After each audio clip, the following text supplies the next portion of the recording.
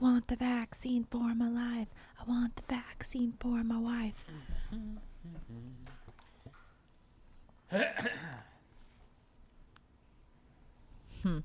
6 million ways to die. Choose one. What am I trying to do? Try to test me. You want to test the rocket launcher? Well, let me tell you something. You're the original butcher. Big time. Big time. Hear this. Wait the man. Who that a come? Wait the man. Who no think me did done? Wait the man. Who that a come? Wait the man. Who no think me did done? Me come fit and up. Say DJ go and go sit down. Me come fit and up. Tell them fi pack up and run. Me come fit and up. DJ go and go sit down. Me come fit and up. Tell them fi pack up and run now. Put up and come off of the rock. Slapping the bass. That song came on a playlist that I have called 95 to 05. And it Share brought that back playlist a with me. lot of memories on Spotify. It's just called, if you go to... Is it your playlist or it's a Spotify? It's a playlist of mine. No. Okay, great. I think I'm Mike Alexander on Spotify.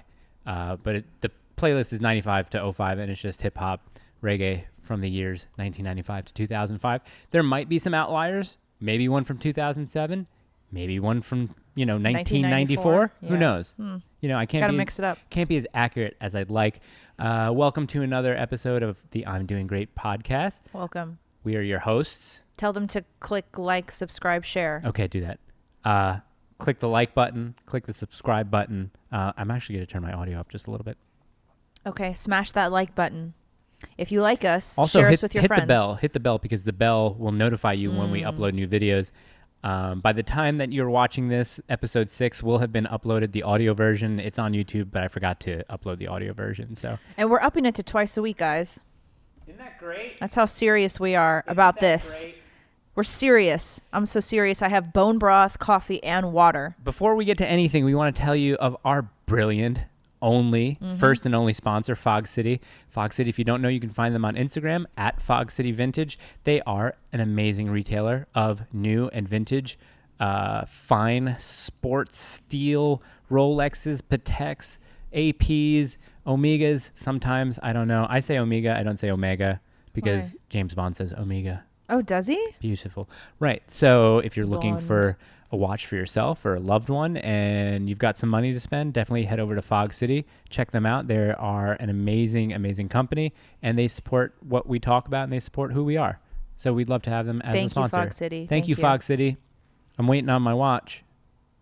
I need to still. I'm looking right now to get one for Adriano.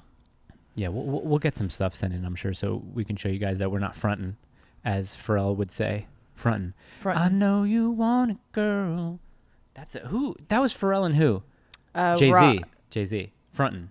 Oh, right. Do you know what I'm talking about? Don't just say right. No, How does it no. go? How does it go? No, I don't know, but I thought you were talking about the Robin Thicke song for a second. There's no Frontin' Robin Thicke song. Yeah, but I thought you were trying to sing that Robin Thicke No, song. this is what I'm talking about. In challenging times. Oh, you sponsored bastard. This is what they do now.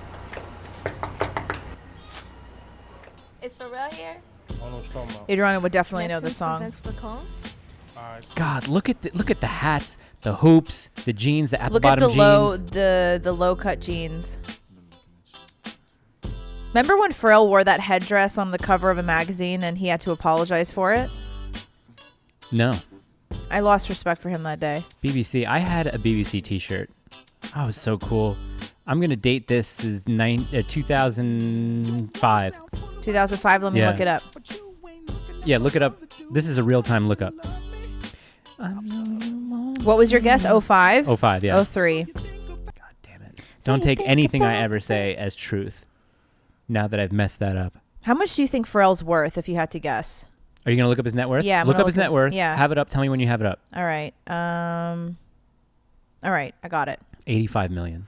200 mil. Really? I wanted to go higher, but I was What do you thinking, think Jay-Z's net worth is? 1.2 billion.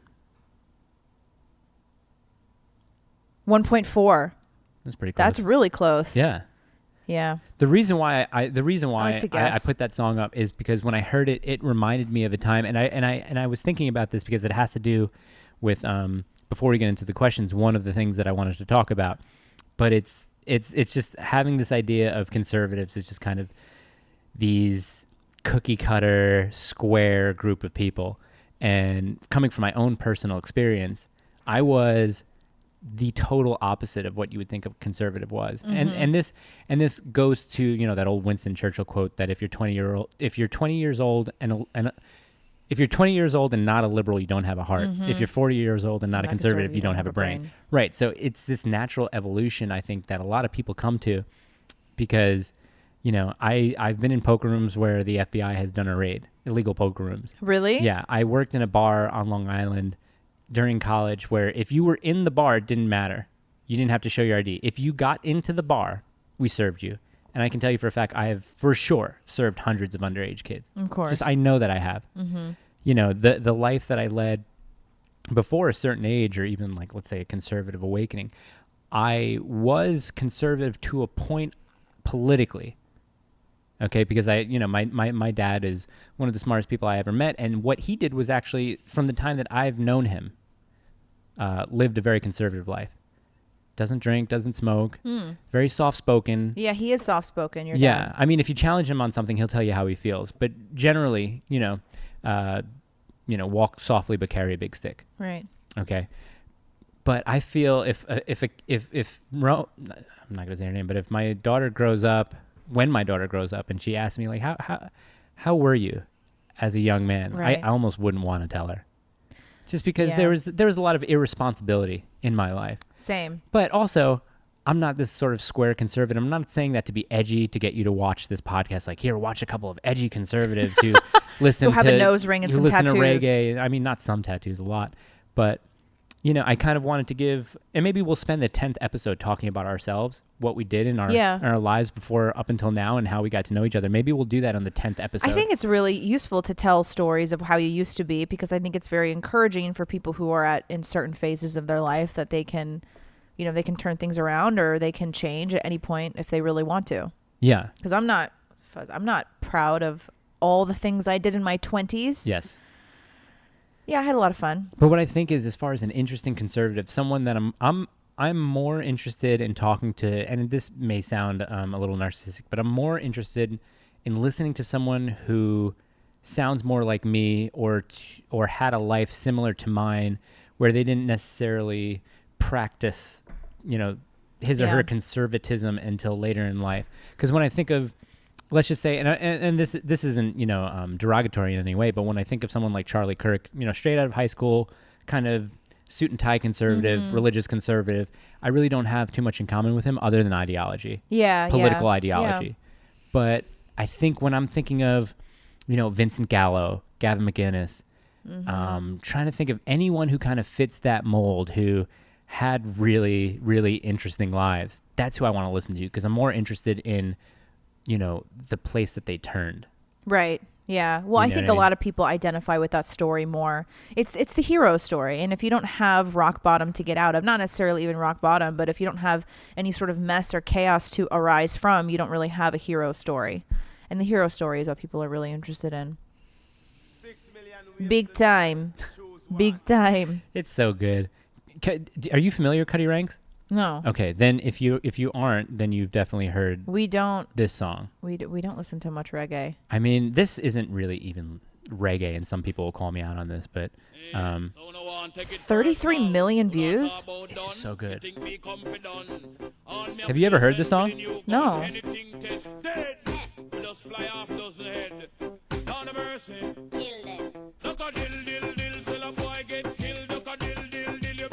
This is a song where you're pressed up against the wall and a girl walks up to you. Right. Just starts doing unspeakable things in a nightclub. It's great. It's fantastic. Dance hall music. I love it. I can't get enough of it. But moving on, let's actually talk about some questions that people had for us. But to I gotta stop saying and like. I have to stop saying And now that I've physically put that out into the world, now that everyone knows, you're trying not to say it. Yeah. So let's first start off, before we get into these questions. I want to start off with something that I saw on Politics. I don't know how much you like or don't like them. Show? Politics, yes. The Disney Turning Point show. Shots fired. Well, it's just an observation. It's cutesy, which I think is what they're going for, right? The problem is... I think it's good. First of all, I think it's good a show like this exists. Yes. The problem is what we're about to address. So this Politics post reads, in an interview with People, Rob Lowe said, quote, any parent will tell you, your kids must figure out their relationship with drugs and alcohol. It's part of growing up. You can't get them to stop drinking. You can't. All you can do, and believe me, it's enough, is you've got to keep them alive and or keep them from doing something that changes their life irreparably in a bad way. That's it. That's all you can do. End quote. Momservatives, do you agree? Do you think experimentation with drugs and alcohol is a normal part of growing up? And before you say anything, the myriad of let me get off of this just because it's a brighter screen. The myriad of comments on this were, no, this is a horrible take. No, you got to teach your kids how to do this and this. This is bad. This is bad. This is bad. This is bad. All the comments were like that. Those were the only type of comments that I've seen. I didn't see the comments, so I don't know. So what I said was, I think you guys are missing the point of what he's saying. You can teach your kids right and wrong all day, 24/7, day and night, 12 months a year, 30 to 31 days a month. Kids and people, young adults, they're going to do what they're going to do. And it doesn't matter what you tell them. And that is a true thing that I've learned my whole life. The advice you give to people, someone can come to you about relationship advice. You can give them the best advice. They may or may not follow it. Most of the times they're not going to follow it because people are going to do what they're going to do. And they don't, and as much as they listen to you, they don't really practice. So it's up to individual people. And what I said is, like I said, you can teach your kids right and wrong, but at the end of the day, they're going to do what they're going to do. But as a parent, what your job is to then, if they make a mistake, if they do something wrong, you have to call them out on it very quick and not necessarily correct that behavior, but tell them why it's wrong, why they messed up, the effects of their behavior, because you can't be with your kids 24/7. It's just the reality of the world. So when that first joint is passed to, him or her, that's out of your hands. You hope that they make the right decision. Right. You hope that if someone hands them a beer when, they're 14 or 15, you hope they make the right decision. If they don't, guess what? There's nothing you can do about that unless, you're a parent. You always know when something's wrong. There's always a little tingling feeling. You could talk to them about it. You can try to steer them in the right direction after they've messed up. And I remember my cousin telling me this story that when my uncle found him smoking, he made him smoke a whole pack, a whole carton. He's like, you want to smoke? Here's that a was carton. the old school way. Oh, yeah. And I mean, like my dad, it's just something that you see by how people live. You can't tell your kids one thing and go live in the completely opposite way. I was going to say that. Yeah. You can't. I did see two comments on that post when you tagged me in it, and they were both very similar. They said something like, I'm not a mom yet, but how about we just teach our kids the right way? And I'm like, dude, that's not what Rob Lowe is saying. That's not what he's saying at all. Exactly. Obviously, he's not saying that you should encourage your kids to go get hammered every weekend and smoke a lot of pot and That's drugs. what a lot of people interpret it as. That's how they interpret it as. And I actually agree with you on this. So going back to what you said about how you can't do something different than what you teach. The old saying is true. Do what I say, not what I do, right? That when you say that to a kid, they're not going to listen to what you say. Or is it do as I do, not what I say? Yeah, but I mean, be either way, I think. I think like the mistake is to say, do what I say, not what I do. Right, That's what right. I mean when I say that. Gotcha. Yeah, so that's like the mistake that parents make. This is also a phrase. I think the saying goes, there's another one. People will never remember what you said. They'll only remember the way that you made them feel. That actually kind of applies to parenting too. And so it does matter what you say to your kids. It does matter what you say to people. But I think what matters much, much, much more as a parent with your children is, number one, the example that you set for them, leading by example, and number two, their environment. Yeah. It matters much more the environment that you shape and mold around them than it does what you say to them. So it matters much more where you choose to send them to school, what kind of families and kids that you have them hanging out with on a regular basis. It matters what kind of extracurricular activities you have them in, what kind of church you have them going to, if any church at all. All of that matters much more than you sitting down and telling them that getting drunk is wrong and doing a lot of drugs is wrong. All of that matters way more, because that's going to have a much bigger impact than you sitting there and telling them, because you know how kids are. You tell them not to do something and that's like the one thing that they want to do. So I think but I do agree with you. I think people really misinterpreted what he was saying there. It does kind of rub me the wrong way when a lot of conservatives and conservative parents are like, well, how about we just teach our kids the right way? Yes, that's what I was saying. Well, the immediate jump to the absolute. And I mean, I think, looking through analytics, the majority of people that watch this podcast, that listen to it as of right now, are young moms. Girl power. Yeah, young moms. So, I mean, I understand that when you read that quote, the kind of first thing you think is, oh, wow, no. Yeah. I want to ingrain in them, this is bad, this is bad. Doesn't Rob Lowe, didn't he struggle with addiction? He's an actor, right? Yeah. In Hollywood? So yeah. I think also from the perspective of someone who has struggled with addiction, I actually find a little bit of value in what he says, because you're not putting on your critical thinking hat. Right. And I also don't think that there's anything wrong with enjoying alcohol and marijuana in a reasonable way. And I think there is a way to teach kids that when they become adults, there is a smart, responsible way to enjoy such substances. I think so. So. Where it becomes a slippery slope is then, you talk to your kid who becomes a libertarian and then say, would you say the same thing about heroin? No. Let's not try to equate the two and put all the drugs in the same basket. Microdosing mushrooms. It's been a while. I can't wait till I'm done with breastfeeding so I can get back on the train. I got you. Yeah. I want to address this question because I feel a lot of you will disagree and then a minority of you will agree. You haven't seen this one, I don't think. We both run the Instagram account, which is great because none of you guys will really know who's responding unless I say, this is Mike, by the way. It's usually me. The question is, did modern degeneracy skyrocket when we let the gays get married? Think about that. Yeah. I'm gonna talk about this because I had to think about it. I wrote some notes down. My first note, I don't think so. My second note, I think it really skyrocketed when our culture normalized and continues to push the LGBTQ ideology. I think that's different than gay marriage. And gay marriage personally isn't something I'm so much concerned about and that I have a problem with because ultimately, when I think about marriage, I really do say that the government should be involved as less as possible in our lives, especially, with something like marriage. And I think the churches are able to handle these things on their own. So obviously, if a gay couple tries to get married in a Catholic church, odds are, and like I said, I'll take the over, it's not going to happen.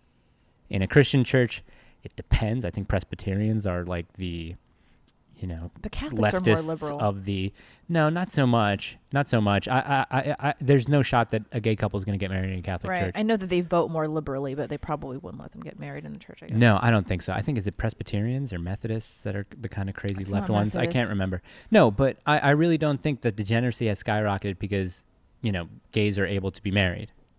And the majority of the majority of gay people that I know are gay men. They tend to be a little bit older and they cringe at the idea of marching for gay marriage. Yeah, because they didn't want marriage back then. They didn't. And this is as recent as the mid '90s, late '90s, early 2000s.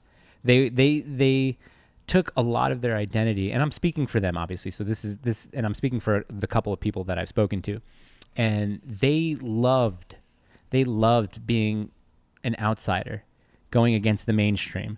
So they considered traditional marriage as a mainstream idea, and they didn't want anything to do with that. Yeah. So I don't think they wanted to be countercultural. Right, exactly. So I don't think that gay marriage has contributed to the downward spiral as far as degeneracy in the country or in the culture. I think the LGBTQ agenda being pushed by corporations, Hollywood, all media, I think that's a bigger contributing factor than gay marriage. What do you think? Yeah, so I think the increasing degeneracy that we see in mainstream society did not come from policy, but rather from culture, which is exactly, I think, what you're saying. And I think when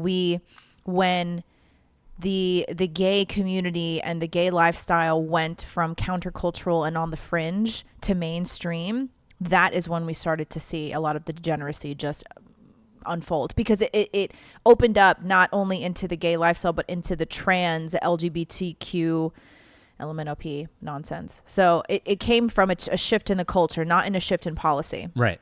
I think so. What's the Breitbart quote again? Policy is downstream from culture. Yeah, politics is downstream from culture. Yeah, that's what it is. So I think that it comes from the cultural shift, not any sort of change in policy. Having been Martin Luther King Day on Monday, someone asked, what is your take on MLK having socialist commie leanings? Yeah, I mean, this is something I've been thinking about. It's unfortunate that towards the end of his life, he did he did shift into a lot of, because I think he even was in favor of universal basic income towards the end of his life. I did a little bit of research on this, and I brought a little bit of it with me, and there's some things to kind of understand about this, and obviously we can spend a whole episode talking about it.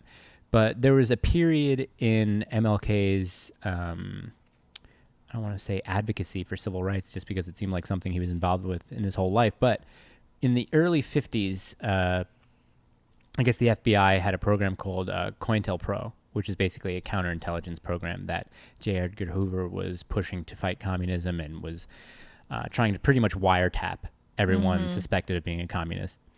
And so he had talked to RFK, who was the Attorney General at the time, JFK's little bro, and he was trying to get wiretaps on an attorney named Levinson.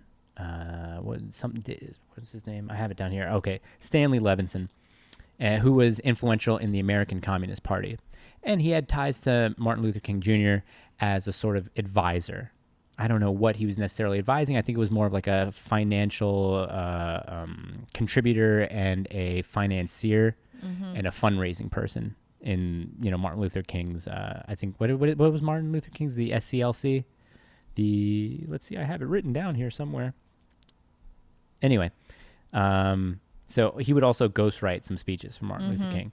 And then Levinson at some point, I think in the late 50s or early 60s, disappeared or was inactive from the Communist Party. But they still used his association with Martin Luther King to get wiretaps on Martin Luther King. And the FBI used these wiretaps to sort of push King as being a communist, but they also released information about him having extramarital affairs with his wife and kind of make him look bad. Yeah. So JFK actually talked to MLK and told him to sort of distance himself from some of these people. Another person was named Jack Odell, I think, who worked for King's organization. It was another sort of suspected or known communist. So JFK actually spoke to MLK and was like, listen, you might want to distance yourself from these Shimmy people. Away a little bit, bro. So I do have some stuff. This is from a Stanford University research institute. That's actually the MLK Research and Education Institute. And they do talk a little bit about his association with communism. And I highlighted some parts. So this goes, although sympathetic to communism's core concern with social justice, King complained that with it, it's, quote, cold atheism wrapped in the garments of materialism. Communism provides no place for God or Christ, end quote. And then I have, although he rejected communism's central tenets, he was sympathetic to Marx's critique of capitalism, finding the, quote, gulf between superfluous wealth and abject poverty that existed in the United States. He thought that was morally wrong. And he told Coretta Scott, I think before they were married, he told her that he was more, quote, socialistic in my economic theory than capitalistic, and yet I am not so opposed to capitalism that I have failed to see its relative merits. Goes on, communism, quote, wrote King, robs man of that quality which makes him man, that is, being a child of God. And then the last thing that I have highlighted is, we're not going to defeat this is what he says, quote, we're not going to defeat communism with bombs and guns and gases. We must work this out in the framework of our democracy. That's in his 1967 book, Where Do We Go From Here? Chaos or Community. King decried America's, quote, morbid fear of communism, arguing that it prevented people from embracing a revolutionary spirit and declaring eternal opposition to poverty, racism, and militarism. And this is from, his 67 book. So maybe at that time he's probably starting to move a little bit closer to it. Right. Because they used to have, there were these billboards, I think in Tennessee, of him going to what they called a communist trading school. Or communist training, not communist trading. But this was a school that was called the Tennessee... I wish I had it down. I should have... Oh, yeah. The Tennessee's Highlander Folk School, which had been branded a communist training school on billboards that appeared throughout Alabama during the Selma to Montgomery March and showed King attending a Highlander workshop. King defended the school, saying that it was not a communist school and noted that great Americans such as Eleanor Roosevelt, Reinhold Niebuhr, Harry Golden, and many others had supported the school. I'm not familiar with too many of those people other than Eleanor Roosevelt, but... Wow, you did a little homework on this. I did, no, because I just don't want to say, I heard he was a commie. Yeah, because I don't know much about that. Yeah, I didn't know too much about it either, but I found the question interesting enough because I know of the FBI's wiretaps and, them trying to discredit him because of his extramarital affairs. And it goes to the last episode that we talked about, can an immoral man, be redeemed? And I think you heard the rumors of Gandhi being a wife beater. Yeah. So who knows? So that's it as far as the questions. Keep them coming in. We love them. Yes. What I do want to talk about, a couple episodes ago, and I haven't mentioned his name, so I might as well not. We watched a James O'Keefe video. We watched a James O'Keefe music video, and it was just horrible and terrible. And then someone sent me a video saying, hey, can you watch this and tell me what you think of this? This is Coleman Hughes. I love this guy. Okay, have you seen this video? I have not seen this, but okay. First of all, I don't agree with everything Coleman Hughes says, but I'm a huge fan of him for so many different reasons. I think he's one of the best thinkers that we have. So young, too. So young, truly brilliant. He's so open to having a lot of different discussions, and I don't think he gets nearly as much attention or viewership as he deserves. So I don't know what this is, but I'm very excited to watch it, and I have high hopes. This is a song called Blasphemy. He makes music? Apparently. That's I knew cool. nothing about this, but we'll watch maybe the first minute and a half. Okay. I don't want to get a YouTube strike. He's so smart. He makes me feel dumb when I listen to him.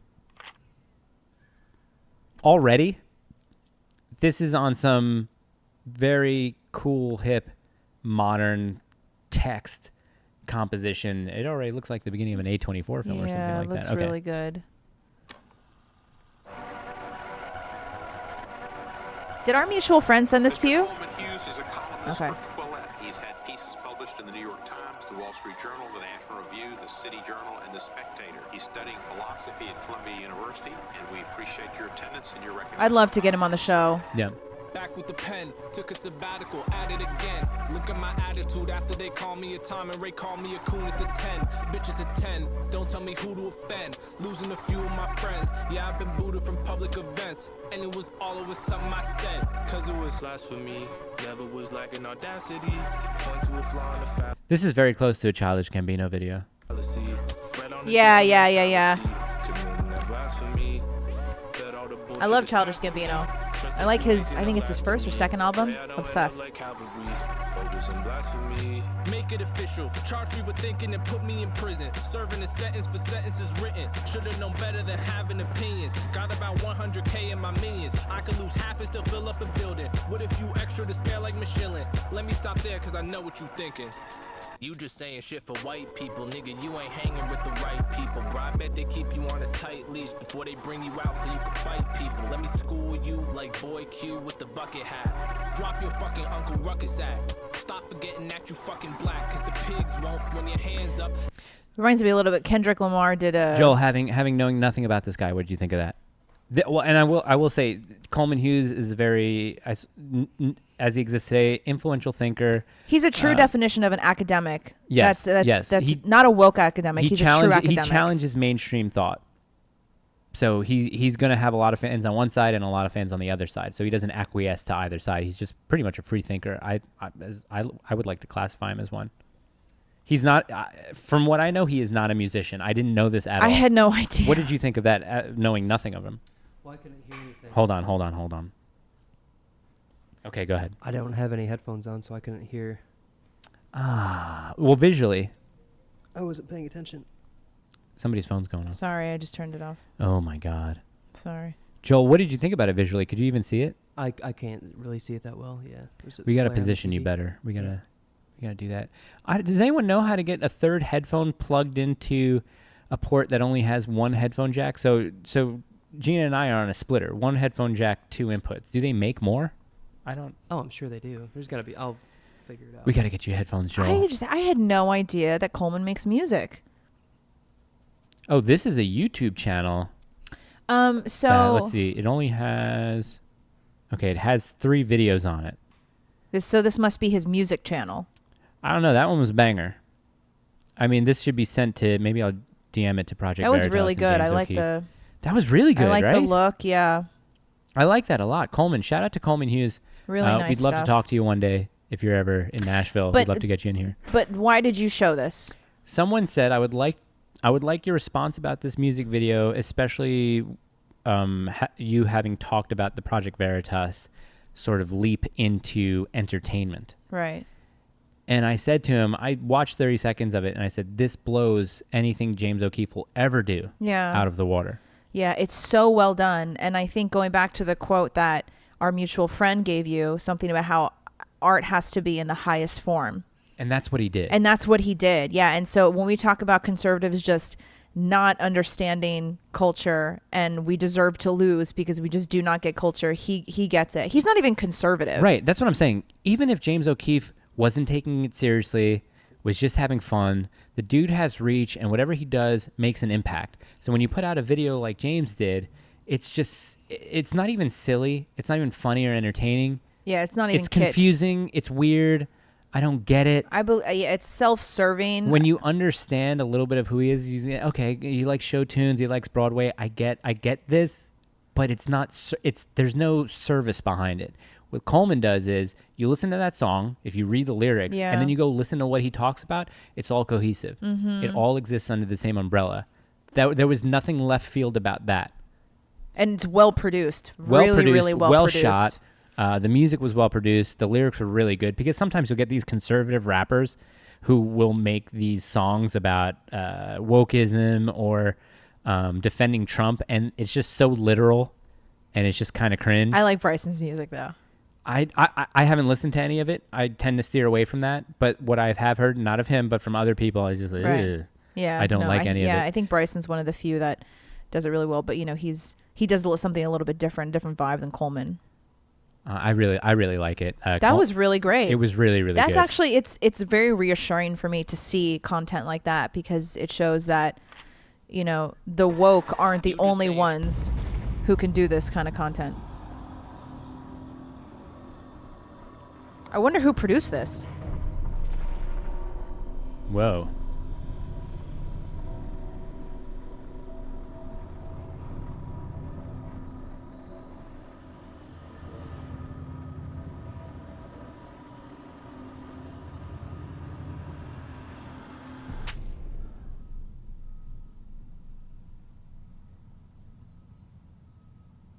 Our hands up for these white coppers, your hands out for these coke dollars.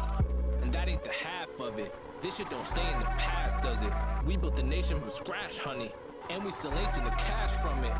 So get out the way. Ain't trying to hear what they pay you to say. Ain't nothing changed. 10-to-1 wealth ratio yesterday is the same as today. So go ahead, make a name for yourself. Do what you gotta do for the fame and the wealth. I say it backwards, you were out in the self. Fact is, you ain't nothing but a cracker in stealth. Slavery. You dwell on the past, but letting it go, that requires more bravery. How good is that? So good. Last time I checked, they all in the grave or they in Mauritania. Jesus Christ. On the check for my lowest fee, Uncle Sam couldn't pay for me. Yeah, I have goosebumps. Think with my head, mix up the parts and we all end up dead. Race is a fake idea, put it to bed. Ain't no debate. I said what I said, and my name is my name. Coleman, I got love for the world. It's so good. That's really good. Wow, I had no idea he made music. Let me see if we can. Lyrics are probably really important, but I don't see. Oh, director, Ian Pons, John Adams and Sasha Becker. It's just really good. Yeah, it's great. It's fantastic. It's really good. So these are the type of things that merge culture and politics perfectly. Yeah. Perfectly. Mm-hmm. This is a storyteller. We need more of this. James O'Keefe came at me saying, I'm a storyteller. We need more storytellers. No, you are a dancer. That's what you are. I don't get a story from that. That's a book. That's art, yeah. That's a movie. Yeah. That's art. Yeah, and I think the more that we see art like this in our culture, I think the more that we're going to be able to shift a lot of minds, which is what our mutual friend always says. Do you want to? What did you want to talk about in a separate clip? I'm trying to think. I know what you want to talk about in the separate clip. Okay. So do you want to go into minimum wages? We can talk about eugenics and the federal minimum wage. You lead this, Gina. I feel like this is the structure of our show. I'm going to cut you off. The structure of our show is I started off. It kicks off. You take it over. Right. Can you pull up that tweet that I sent you? Yes. I don't know who it even was. So the federal minimum wage and increasing the minimum wage has become a very hot topic lately. So do you know who Nina Turner is? Might be like you have a computer in front of you. Is she like an MSNBC maybe, yeah. host? Anyway, I've seen her. I think I've seen her before. Her tweet is the minimum wage should be $25 an hour. What's stopping it from being $35 an hour? Poverty is radical. Fighting to end it is not. Okay, so this is so embarrassing for her that she actually believes that increasing the minimum wage will solve poverty. It's really. What do you think is her thought process? I think her thought process is that if you give people more money, they won't be poor anymore. What happens when you give people more money to work a job? Well, okay, so let's get into that. Right. So this is one of those policies. I know the answer to the question. This is one of those policies that seems so kind and compassionate and like a great thing that you're going to do for people of a lower socioeconomic status, right? Just like the welfare state. Government handouts. These are policies that sound really great, and people with good intentions, they think it sounds wonderful because they think it's going to help people who are poor. But these are the very policies that actually end up decimating urban communities, and they have the biggest negative impact on people from a lower socioeconomic status, just like government welfare and government handouts. So when you increase the federal minimum wage, first of all, it's important to understand that we are a very large country with 50 different states. And every state's economy is much different than the next. For example, I think in California, the average hourly wage might be 18 to 20 bucks an hour.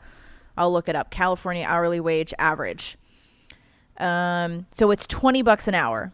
That was in 2016, 20 bucks an hour in California. You look up somewhere like Arkansas, it's probably more like, I don't know, 12, 13 bucks an hour. It's not $20 an hour. So if you set one specific federal minimum wage across 50 states with 330 million people, there's just, you will not find an hourly wage. Average is 16 in Arkansas. Okay, yeah, you won't find an hourly wage that suits all 50 of the states. It just won't. And so what's going to happen is a lot of companies who can't afford to suddenly start paying their employees $25 an hour, as Miss Nina Turner is demanding, one of two things may happen. Actually, two of these two things may happen. Number one, they will very likely have to lay off employees who have the lowest hourly wage because they suddenly can't afford to pay them $25 an hour, because it doesn't matter how many government policies you place on a company, their revenue and their allocation they have for wages will not change. None of that will change. They still have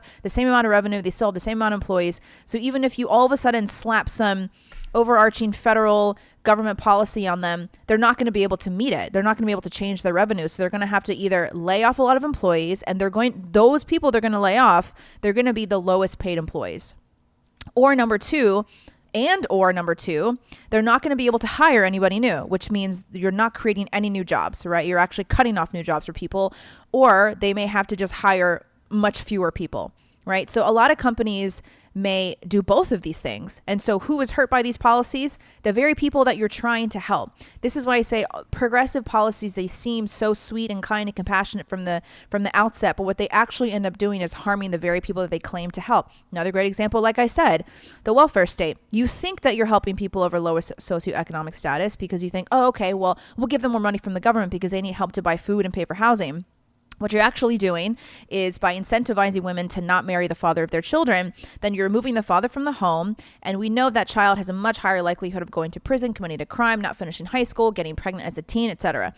And it sets them up for a life that is not great, because you feel so good about yourself that now you're giving them money you think it's going to improve their life, when actually ends up harming the very people that it's meant to help.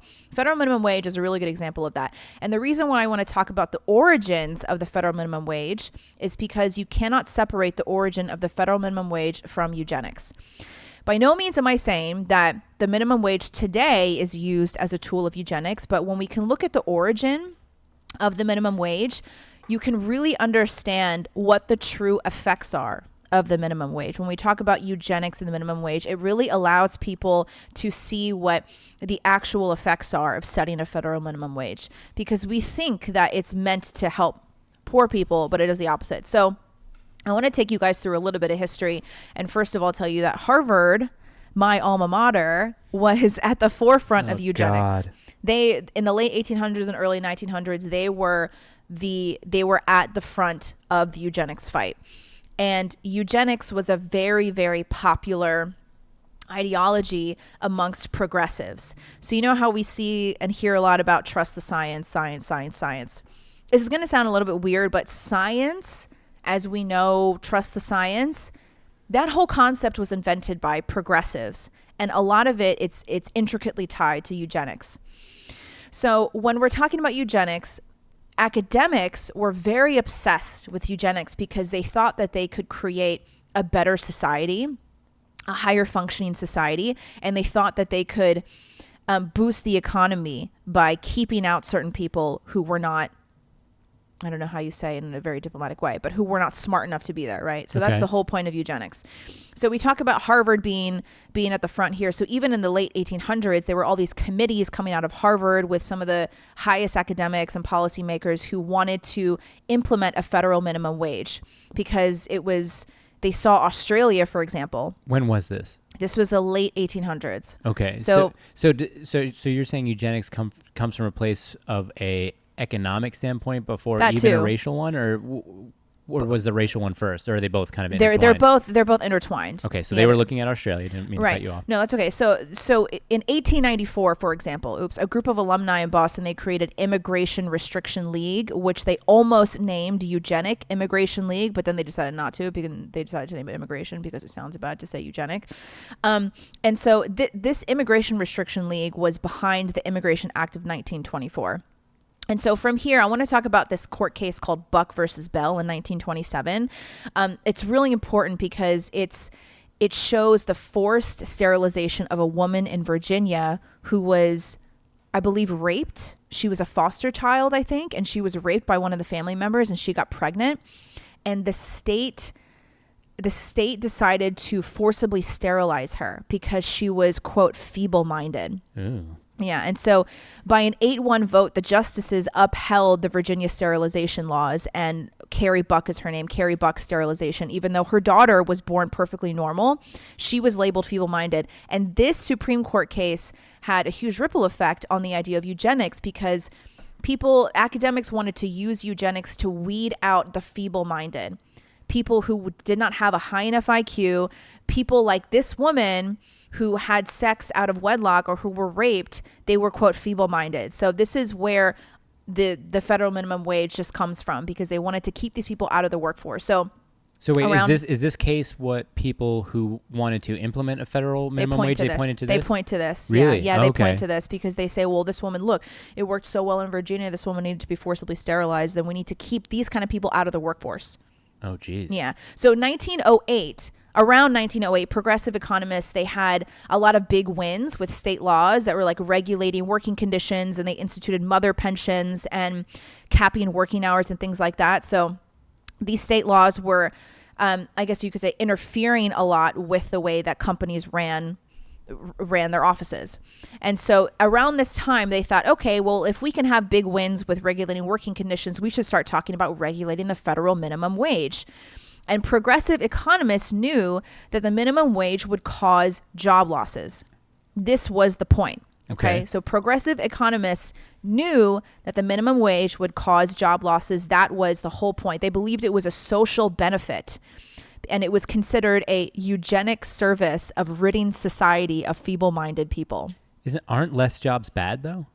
Well, they wanted to take jobs away from the feeble-minded to give them to people who they thought should have the jobs. But still at a minimum wage, right? Or no, not yet. But the minimum wage is created to keep out the feeble-minded because they thought that if you set the minimum wage at a certain level, then that automatically will not allow people like Carrie Buck to come and get hired, gotcha. Right? Okay. Because companies are not going to pay however much money to people who are feeble-minded.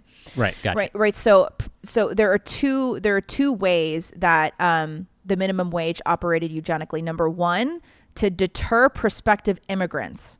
Okay. So they wanted to keep away immigrants, like they believe like the Irish and Italian were like lowest of the low, and they didn't want them in the workforce. Okay. And number two, by removing the unemployable so that they were easily identified in society. Okay. The unemployable were the disabled, people of a low IQ, and they wanted to be able to clearly identify them and segregate them and even possibly forcibly sterilize them. Okay. Because they didn't want them to reproduce. I mean, how crazy is that? Yeah. And this is the policy this is from progressive economists. Okay. And so this is now the policy that we think is so great for people of a lower socioeconomic status. But how come someone like Nina Turner, and I hate to make a presumption, but how come someone like her wouldn't point to maybe origins of minimum wage? If someone talked to her about the origins of minimum wage, would she be able to defend a federal minimum wage? That's a great question. I think that someone like Nina Turner has never been taught the origins of the minimum wage, because I really think that this stuff is intentionally kept from coming out in classrooms. They don't want you to know this. They don't want you to know the history of the federal minimum wage. I never learned anything about it. Especially at Harvard. I mean, I went to Harvard. I went to graduate school there, and I took classes on like race ethics in the U.S. prison system. And, I'm getting a Master of Theological Studies, but I took a lot of classes on social sciences and basic economics, and we never talked about this stuff. They don't want you to know the history of this, because it would completely dismantle the idea that increasing the minimum wage would be good for poor people. So how does this work its way up through time? So you have in 1908 these policies regarding immigrants. Does this work its way up through the 50s and 60s during civil rights periods? And then, I remember the minimum wage for the longest time working, I think was... Oh God, it's $7.50, or it might be $7.50 now. I don't even know what it is now. Yeah, let's look it up. I'm actually curious. Minimum wage USA 2021. I'll do it. Okay. Yeah, I'm curious what it is. But back to what I was saying it's about $7.25. $7.25. Yeah, and they want to make it $25 an hour. Are you kidding? Okay, well, 2021 minimum wage. I think it goes state by state as far as federal, but Tennessee, where we are, it's $7.25 federal, no state minimum. $7.25. They want to increase it to $25 an hour. That's just insane. I mean, I understand on the face of it, when you think about, you're in 2022 and inflation is going nuts. When you look at a number like $7.25, one can say to himself, that's nothing. Right. That's nothing. Right. I mean, it's also depending on the job that you're willing to do. Any job that you are willing to work that pays $7.25 at it, the only person that you could be mad at for working that job is yourself. Yeah. Also, but I want to say this too. This is people who get upset at how low the minimum wage is have a gross misunderstanding of American economics. So a book that I'm going to recommend is Economic Facts and Fallacies by Thomas Sowell. I mean, any of Thomas Sowell's books talk about this, but that's especially a good one. Also, his other book called Basic Economics. People don't realize that America has the most mobile economy in the world. Mm-hmm. Which means that people who are in the lower socioeconomic status, or that the income level, they don't stay there. Nobody stays there. Right. It's like, I think they've done so many studies showing that within 10 years, people in the lowest 20% of the economy, they're in the top 40% in the next 10 years. Isn't that the stat? Kids who are born into lower level economic groups the majority of them tend to rise out of those same groups? The vast majority of people who are born into a lower socioeconomic status, they rise out of it. And minimum wage jobs are their entryway into being able to rise out of that socioeconomic status. Right. So this is a really big. So when you hear Bernie Sanders, AOC, Elizabeth Warren, all these leftist politicians who talk about the rich and the poor, it is so hard to define who's rich and who's poor in America, because the statuses and the income levels are constantly changing. We're an incredibly mobile society, which is one of the greatest things about the American economy, is that people who are rich, and even it goes the opposite way too. A lot of studies have shown that people who are in the top 20% of the economy, they'll come down out of that in the next 10 to 20 years. It's not like you're just rich and then you stay rich forever in that same level of richness. And the people who are born into lower socioeconomic statuses, they don't stay there forever. In fact, within 5 to 10 years of working full time, you are most likely guaranteed to move up in society in very real ways. So that's a huge misunderstanding. People think that it's easy to get a snapshot of who's rich and who's poor, but it's actually incredibly difficult. The new mayor of New York, Eric Adams, I think had a blunder that he didn't realize. I don't know if you saw this, but he started talking about low-skilled workers. I don't know if you saw this quote. I don't think I saw that. Let me see if I can find it. People get so offended by the term low-skilled workers, but it's I just never understand why they get so offended my by wife it. my wife and I had a talk about the term low-skilled. When you hear the term low-skilled, we're not I guess the intention is not to talk about the person who is doing that job. Like, you are of a Right. low intellect, you are Yeah. of low skills, of low talents. What they're talking about is, I think, the not necessities, but the ability of being able to do that particular job requires low skills. You don't need a lot of skills. Like, anybody could do it. Right, exactly. But I Yeah. want to play this quote. Like, not anybody can perform surgery, Right. but, you know, just about anyone could be a trash collector. Here, let's listen to this. New York City's new mayor, Eric Adams, has upset some folks over comments regarding a sector of the city's workforce. Adams said low-skilled workers don't have the academic skills to sit in a corner office. But his remarks came at the end of an hour-long news conference. That news conference was held inside a small business in Chinatown. The mayor signed an executive order. Just get to what he said. My low-skilled workers, my cooks, my dishwashers, my messengers, my shoe shine people, those who work in Dunkin' Donuts, they don't have the academic skills to sit in a corner office. They need this. We are in this together. And we should be saying to ourselves, if I remotely do my job, then that stock clerk is not going to be able to have the business he deserves. I'm That's going what to I play need this to again. understand. I'm going to play this again so you understand what he's saying. My low-skilled workers, my cooks, my dishwashers, my messengers. Cooks, dishwashers, Shoe messengers, shoe shiners, people who work at Dunkin' Donuts, okay? My shoe shine people, those who work in Dunkin' Donuts, they don't have the academic skills to sit in a corner.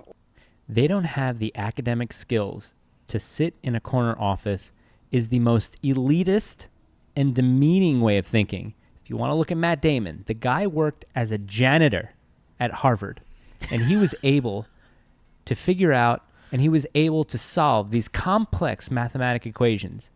Eric Adams wouldn't think he had the ability to do that. How do you like them apples? Mm-hmm. I got a number. How do you like them apples? I swear to God, every time I come to your door and I knock on it, I pray and I hope that you're not there. So if I come back here and you're still here, I'll kill myself. No, I think he said, I'm going to kick your fucking ass. I'm going to kick your fucking ass. Anyway, Yeah. that's such a great scene. That embodies, I think, the progressive mindset. You are not smart enough to do this. I know. You are not smart enough to do that. I'm smart enough to tell you what you're smart enough to do. And I was talking to Carly about this, and Carly said, just because one works at Dunkin' Donuts doesn't mean one doesn't have any talents or abilities or even the academic prowess to sit in a corner office. Mm-hmm. They might just be there because they're working there part-time, That's where they're starting. going to college. Right. It's the first job.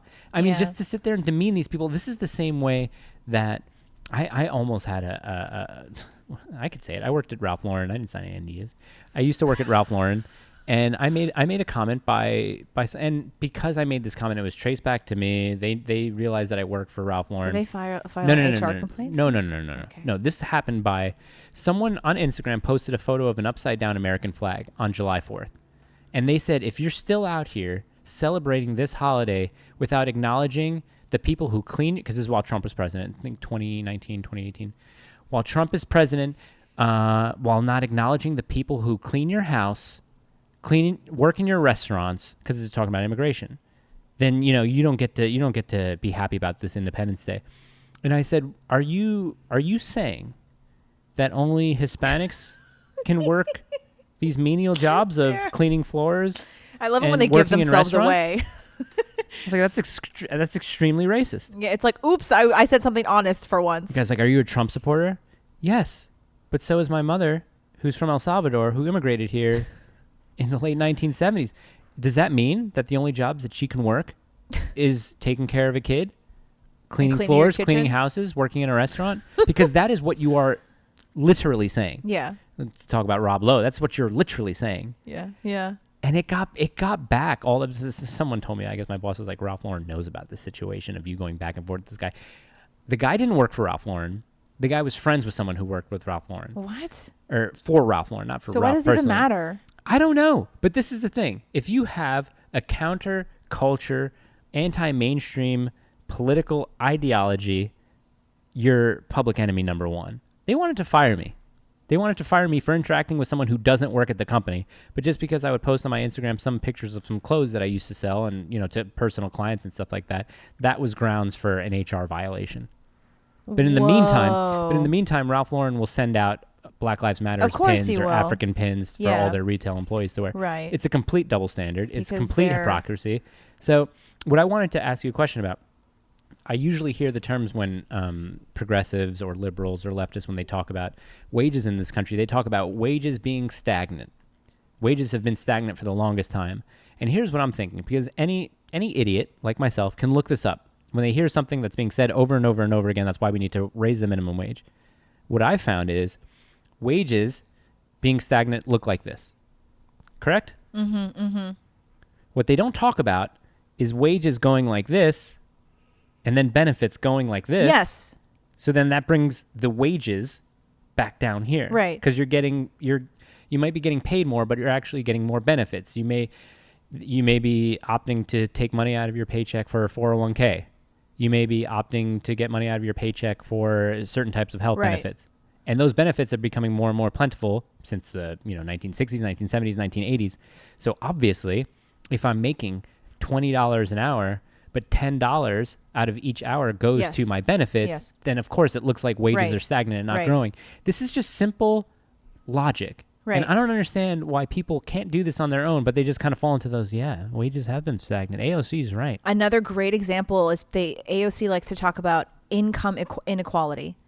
Bernie Sanders and AOC love to talk about income inequality. They say that America has the largest income inequality in the world, which makes us terrible, racist, bigoted, white, rich monsters. Compared to what? And what are they talking about specifically? Yeah, and here's the thing. Income inequality is a non-issue. It's never something. These are buzzwords. Stagnant wages. Right. Income inequality. Exactly. The wage gap, which is totally false. I don't even feel like explaining it. No, I don't even want to get into it. So listen, stupid. All you have to know, if someone says that there's a wage gap between men and women, yes, they are. When you take the total wages of men versus the total wages of women, it all has to do with what kind of jobs they work. There happen to be more men who work in higher paying jobs. So obviously, logically, you can come to the conclusion that men will make more money compared to women. But when it comes to working the same job at the same job for the same company, they don't, because that's illegal in the same position. Because women like to major in counseling, childhood education, theology, social services, things like that. Social services. Men like to do computer science, engineering, pharmaceutical sciences, etc. But anyway, back to what I was saying. Yes. I'm just saying, like, these things are easily available to look up and to explore. Yeah. So income inequality. It's a book that talks about this really well is Rand Paul's The Case Against Socialism. Great book. And so income inequality doesn't mean anything, because obviously somewhere like Venezuela, they have no income inequality. And AOC and Bernie Sanders think this is such a great thing. But the problem is that they're all living in poverty. I want to stop you right there, because I want to be the conservatives that tells you stop talking about Venezuela.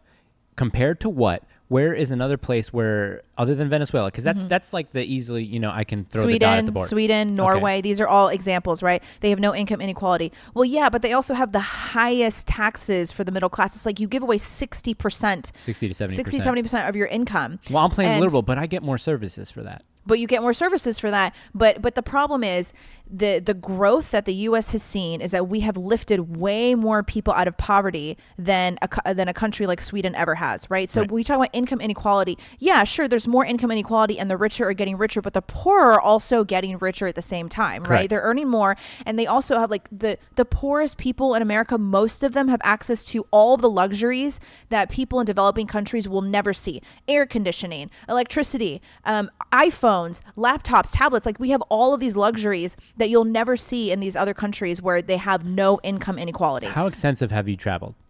Me? Yeah. A lot. Okay. I've been to Malaysia, Indonesia, Africa. There is the most stunning South Africa and Indonesia were some of the most eye-opening things I've ever seen. Yeah. Particularly in Jakarta. We were in Jakarta and we were staying at a 4 to 5 star hotel. Literally across the street from that hotel were just slums as far as the eye. There exists nothing like that in America other than maybe Skid Row or in Venice. Yeah. But when I think of poor people, I don't think of people in the United States. I really don't. Yeah. I mean, the poorest people that I think of in the United States are the literal homeless. That's what I see as poor. But when I was in Indonesia, when I was in South Africa, I mean, you don't understand how poor people can really be. Still some of the nicest people. I mean, the most humble. Some of the happiest people. Yeah. So when I hear people talking about income inequality, when I hear people talking about how the rich are getting richer and the poor are getting poorer, in America, I don't see that. Right. And it might be my own anecdotal experience, but I don't see that, because how can one be considered poor when one has an iPhone, electricity, heat, a flat screen TV, and a computer in one's household? I can't understand that, and I can't quantify that. Yeah. I saw that when I was in Bolivia, especially. I saw a level of poverty that I never thought I would see. It's just, it really opens your eyes. One thing I wanted to also say about the minimum wage, though, is that's also like, it's like a virtue signal that we're kind of doing. Like, we've seen this, so we know what it. We're not saying we know what it feels like. We're just saying when people are talking about poverty, I don't think the majority of people have actually seen this. Yeah, because this level of poverty. We're the most spoiled people ever to exist in America. Facts. Yeah. So the minimum wage, countries like Norway and Sweden, they don't even have a minimum wage. So AOC and Bernie Sanders, when they praise, I'm gonna fact check you real quick. When they praise these Nordic countries, Denmark has one, but Norway and Sweden don't have one, I believe. They don't even have a federal minimum wage. So when they refer to these so-called socialist countries, I want to do an episode later on how it's the lie that, because Norway does not have a minimum wage, there's no mandatory minimum rate of pay for workers in Norway. Pay rates must be agreed upon directly with the employer through collective bargaining or other means of negotiating a fair and living wage. Look up Sweden now. But all of these Nordic countries that AOC and Bernie Sanders like to point to, Sweden is often touted as a poster child for abolishing the minimum wage. Yeah, it's the same thing as Norway. Yeah, same thing. Yeah. So if you really want to be like these countries, AOC, then no minimum wage, very, very low corporate tax, very low wealth tax. And 98% white people. I think no inheritance tax, and 98% white people with extremely strict immigration laws. There's no universal minimum wage in Finland either. Yeah, Finland. Let's check Iceland. Iceland, you can abort babies with Down syndrome, but Iceland doesn't have a minimum wage. Denmark aborts 100% of their Down syndrome babies, which is just so terrible. I'm gonna bring this up.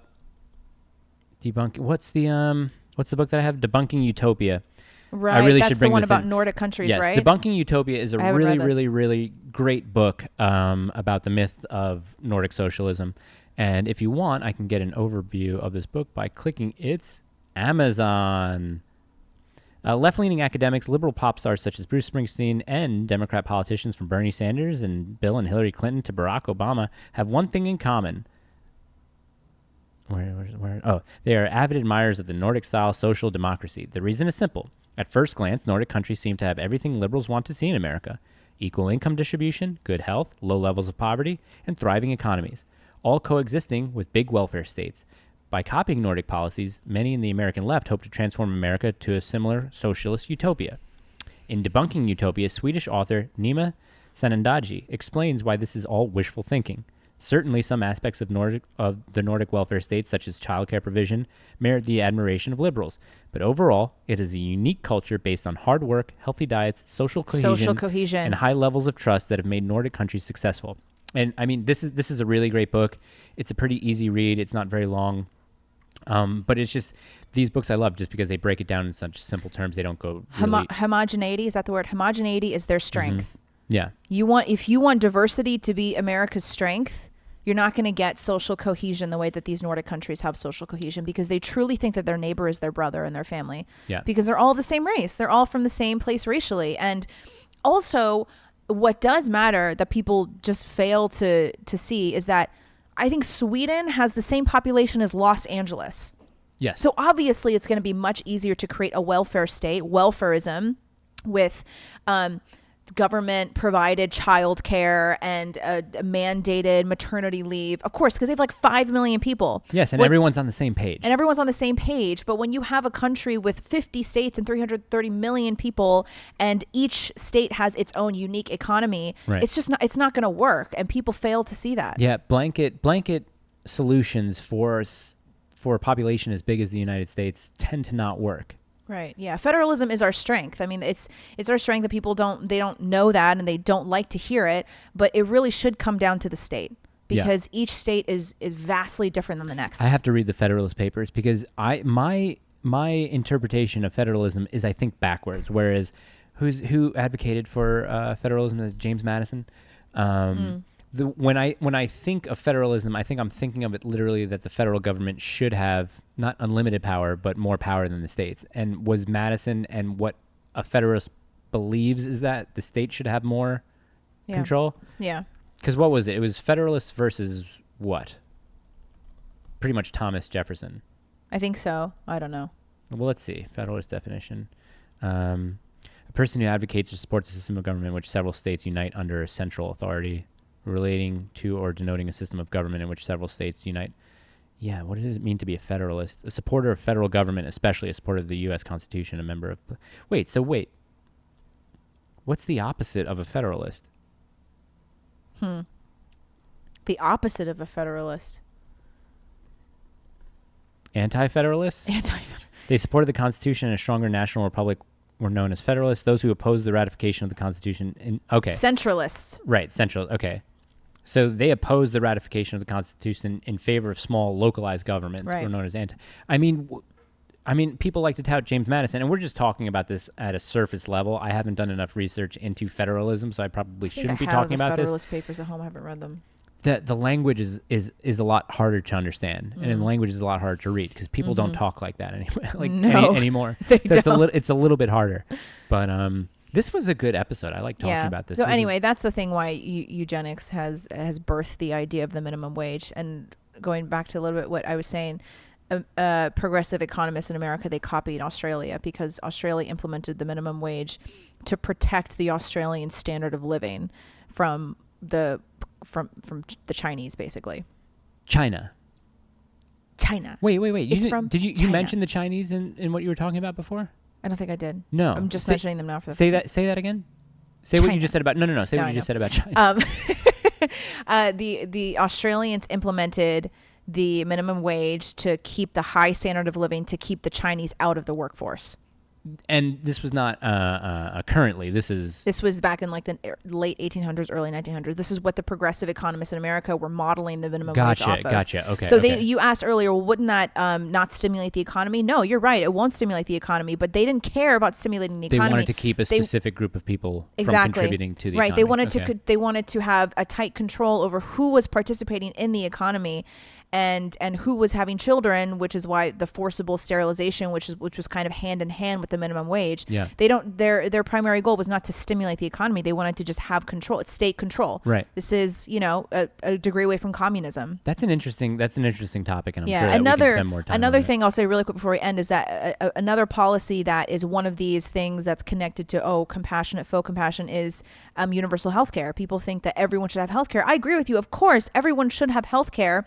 But it's one of those things where it truly is one degree away from communism. Like North Korea, the very first thing the dictator state did was they offered healthcare, school, and food. And housing, I think. Housing too, I think. Maybe housing before food. Okay. But they offered all of these things to the citizens to give it to them and be like, oh, this is what we're providing for you because the state wants to own you. That's what communism is. So people talk about universal healthcare, it should come from the state.